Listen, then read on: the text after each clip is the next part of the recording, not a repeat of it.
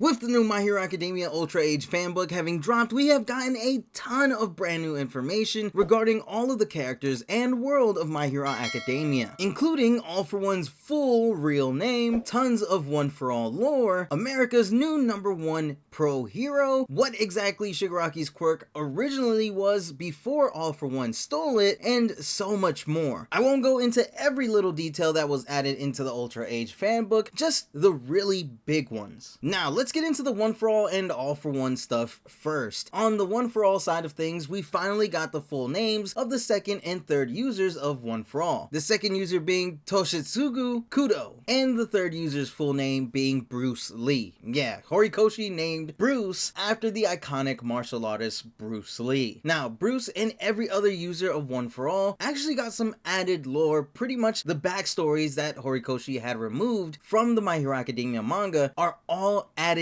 into the fanbook. To start things off, Bruce was a former researcher who was the one that named Koichi's quirk One For All, after he gave One For All to Shinomori the Fourth in order to draw All For One away as much as possible. He crossed the ocean and died in his hometown. Daigoro Banjo was a hero who would continue to confront All For One head on, despite all of the former anti-All For One organizations being gone. When Shinomori realized he was going to die, he reached out to Lariat, seeing him as someone worthy to be the next user, and told Banjo everything about One For All's history. Shinomori told Banjo if he didn't train hard enough, his body would crack, but Banjo still accepted Shinomori's offer. Unfortunately, with Banjo now being the fifth to inherit One For All For One rediscovered One For All as a boy and found new meaning in life after being inspired by Lariat. He would chase after Lariat, but would be pushed away and kept at a distance since he knows about the history of One For All and All For One during a fateful battle between Banjo and All For One, and learned the truth about One For All. Moments before his death, Banjo entrusted One For All to N, telling him to run and find the next user. Lariat's sacrifice inspired N to form a team of a dozen people to fight against All For One. Among them was Gran Torino and the husband of Nana Shimura. When her husband was killed in battle, she learned that Gran Torino and her husband were secretly fighting a great evil to protect the future of her and her newborn son, and she would go on to join the fight. All For One ends up cornering the group, and since Nana Shimura was near N when he was fatally wounded, she would be the next to inherit One For All. But the transfer caused her actual pain when she received it, meaning that One For All was already reaching its max capacity when inside of a person who already had a quirk of their own. After the transfer, N would go on to create his last smokescreen, allowing her to escape. After that, she would go on to separate from her son in order to protect him from All For One. She would go on to fight alongside Gran Torino, the only surviving member of the group, but All For One's presence would always linger over their shoulders. It was until they ran into a boy whose boundless vitality and pure will made them feel a premonition that he would be the one to complete One For All. Shimura would go on to protect and train Toshinori Yagi, while also deceiving All For One with the embers of One For All. Unfortunately, she would be cornered and would have to challenge All For One alone in order for All Might to escape, and was defeated at the hands of All For One. For Yagi, at a young age, at first glance, society seemed to have calmed down, but with the death of his parents, he learns that it's not that the world has become peaceful, it's just that no one is resisting the chaos anymore. Immediately after graduating UA, he fled to America, where he would go on to devote himself to training. Not wanting to lose control over Japan, All For One would use his connections to have All Might captured alive in America, but they were defeated every time. Although All For One felt threatened for the first time, he prepared to take the quirk back, since he was convinced that Yagi will surely return again to Japan to avenge his master. Unfortunately for All For One, All Might cultivated his strength and did return home, far surpassing All For One's expectations. With great force, All Might chipped away at All For One's power, finally shattering All For One's control over Japan, defeating the villain. Now, I will say all of this lore could easily make for an amazing anthology series that would follow each user throughout different points in the timeline. Hell, the All Might stuff alone would make for an amazing set of movies or series with him being hunted down by powerful villains sent by All For One. It definitely feels like all of this added lore is Horikoshi planting the seeds for someone or Bones to fill in the gaps to make it into a full-on story, but we'll just have to see. Onto the All For One side of things, which isn't much, but we finally know his full name, that being Zen Shigaraki. The Zen meaning all, which is honestly a perfect name for him given that he is All For One. We even got the origin of how he went about naming himself Shigaraki. Turns out when he was growing up, he heard about a woman in the red light district who looked like a tanuki due to her pregnancy and shape, and was called Shigaraki Tanuki, which is wild because he pretty much grew up hearing about his mom that he never had the chance to know and meet, and went on to use that name as his own, all because he liked the story and thought the story was about a monster. Moving on to some of the heroes, Mirko, after being released from the hospital following the Second War, she went on to defeat the remaining allies of All For One overseas with the help of local heroes under the pretext of warming up. This earned her the nickname Bunny the Weapon, bringing her into the global spotlight. Ida gets a wholesome update as after the war he went on to inherit Tensei's agency, but his brother was able to return to do hero work thanks to the help of support items. Tensei joined the agency once again as a sidekick to support his younger brother and still goes by the name Ingenium, meaning that Ida does eventually get to live out his dream of working alongside his brother as a hero. Toru, after the war, ended up getting a suit to prevent accidents from happening when her quirk would glitch out. 8 years later, after inviting Aoyama to be her sidekick, her quirk glitched out once again and she was caught on camera. Luckily, she wasn't naked thanks to the suit, and her popularity went through the roof. Endeavor actually got a cool update letting us know that after the final battle, he was advised to undergo surgery, but he refused. Most likely, he wanted to remain the way he was to act as a constant reminder of what he did to Toya. Currently, Endeavor has managed to recover just enough to walk with a cane. Along with compensating victims, he aids All Might's support efforts for those harmed by villain attacks. I don't know, knowing All Might and Endeavor working side by side helping people is kind of awesome. If only we had gotten a cool team up when they were both in their prime though. Spinner's book that he published at the end of the series was actually very controversial in the world of My Hero Academia, but some people did consider it crucial information to understand what led up to the war. Now, I know we see all of the League's story go down in the main series, but imagine how cool it would be if Horikoshi or someone turned this book into a real book, but it was all just written from Spinner's perspective and view within My Hero Academia. I'd even take the MLA book too. Lady Nagant did eventually leave prison and went on to spend time on her hobbies, and occasionally will still receive visits from